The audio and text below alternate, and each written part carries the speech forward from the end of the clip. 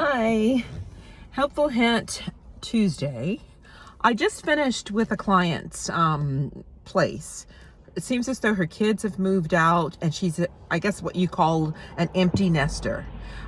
This is usually the hardest job ever. And this is just a suggestion for all of you people out there who are dealing with either kids or loved ones who've moved away or just left the nest. Remember that they don't live in that extra chair or in that closet full of clothing or all that kind of stuff that they've left behind.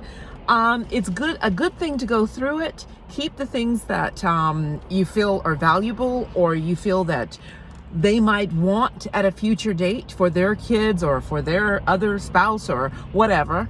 But get rid of a lot of it, because I'm seeing that more and more people hold so much clutter and so much junk. I mean, so this client literally had a room full of her kids. She had 3 children. She has 3 children. They're all adults now, and they've all moved on, gone to university and so forth. And she had a room full of their artwork, all of their little paintings and, school projects and all that stuff like that. And, that's great. Take a photo of it, touch it, feel it, and then kind of get rid of it. Unless you want to actually send it to them and let them store it, then that's a whole different story. I mean, so now what we managed to do today was to actually clear out all of that stuff. We kept a few pieces just as art memorabilia in her new office because the room was completely cleared out.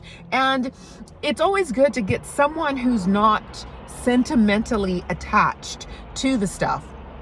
Because if you get that, then you're going to actually be able to go through it a lot quicker than if you've actually got a spouse or a loved one or even the kid itself. I mean, a lot of kids also want to hold on to stuff like, oh, Mom, why are you throwing that away? I really like that. It took me a long time to make that in grade 3. So it's best to kind of get a professional or get someone that you don't really know who has no attachment to whatever you're trying to get rid of. And you know what? You will get rid of it a lot quicker. Okay. And another thing, this client lived in a very interesting neighborhood. I can say this now because I know that she doesn't really follow Instagram or social media at all. But it was really bizarre. I mean, down the road from her was this place called Lucky's Erotic Bodega. And I'm like, what on earth? Because I know what a bodega is, but I've never heard of an erotic bodega. So I kind of looked at the signpost and it was just like, oh, okay. There was erotic snacks and erotic drinks and toys. So I guess this is not the kind of bodega that you see in New York, that are selling pickles and potato chips. But nevertheless, I'm going to check it out. I'm going to check it out one day and I'll let you know what was in there.